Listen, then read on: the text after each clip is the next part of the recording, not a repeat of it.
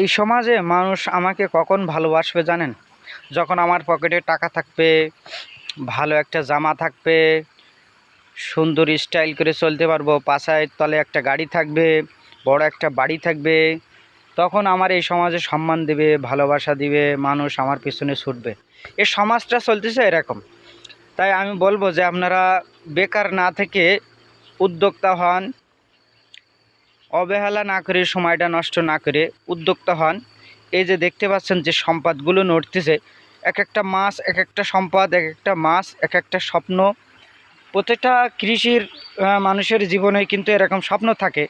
মাছ দেখেই বুঝে যাচ্ছেন, আমি মাছ দিয়েই উদাহরণ দিচ্ছি, শুধু যে মাছের ব্যবসা করতে হবে এরকম কিছু না।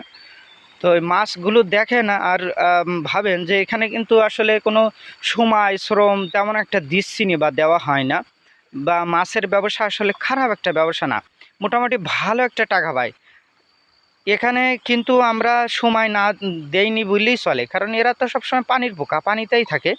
আমি সকালে একবার খাবার দিই আর সন্ধ্যায় একবার খাবার দিই, এই তাছাড়া কোনো সময় শ্রম কিছুই দেওয়া লাগে না। মাছে ভালো একটা অ্যামাউন্ট পাওয়া যায়। আর এই যে লাল তেলাপিয়া মাছ, এতে একটা ভালো টাকা পাওয়া যায়।